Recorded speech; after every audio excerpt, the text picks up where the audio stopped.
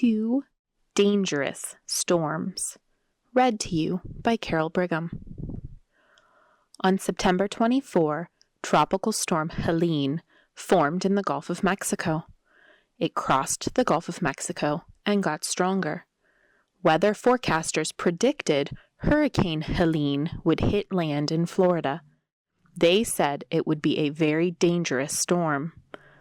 On October 6, a second storm formed in the Gulf of Mexico.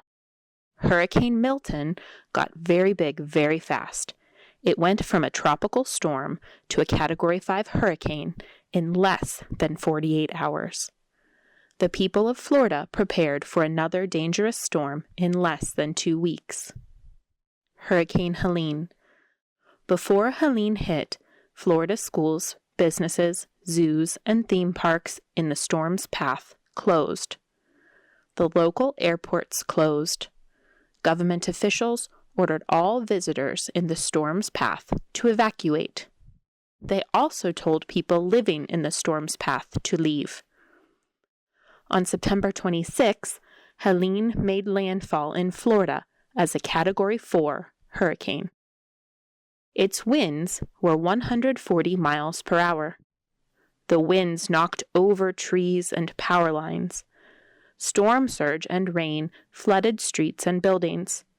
Houses and cars were damaged. Hurricane Helene moved north. It brought wind, rain, and tornadoes to parts of the south-central United States. Georgia. In Georgia, over 1 million people lost power. Areas flooded. Tornadoes knocked over houses.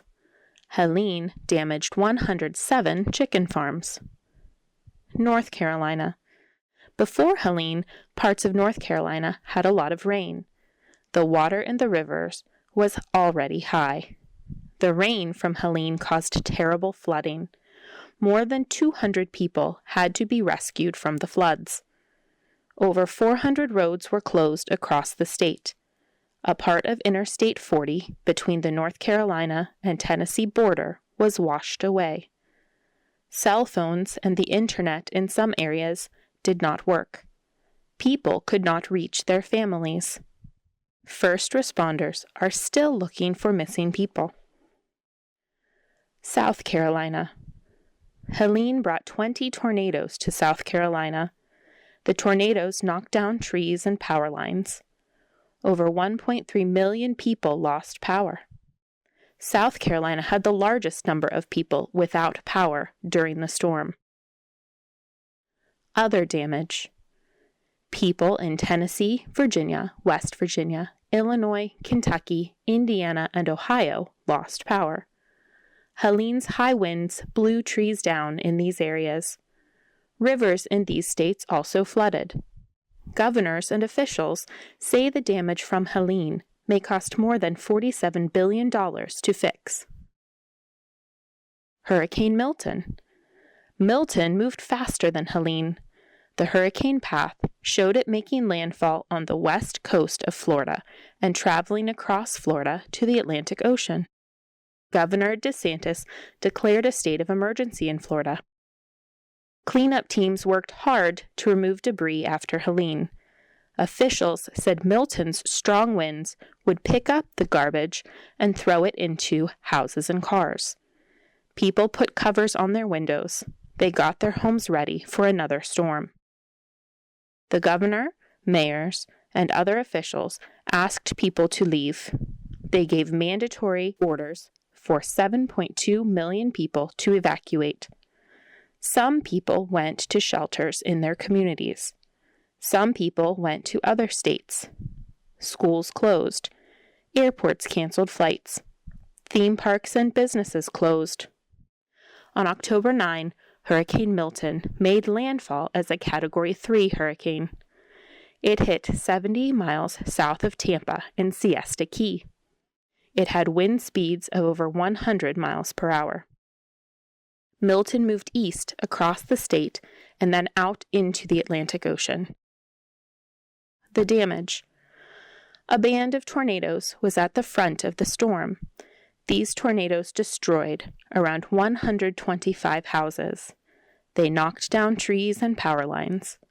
More than 2.9 million houses and businesses lost power. Milton's wind and rain caused more damage. It flooded homes. It destroyed roofs. It knocked over building cranes. Officials said the damage from Milton could cost $50 billion to fix. Cleaning up.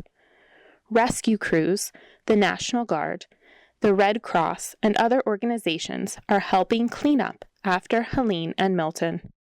Rescue crews and the National Guard are searching for missing people. They are saving people who are trapped by the storm and could not get out. The Red Cross and other organizations are bringing food, toilet paper, paper towels, and other supplies that people need. They are making sure people have clean drinking water.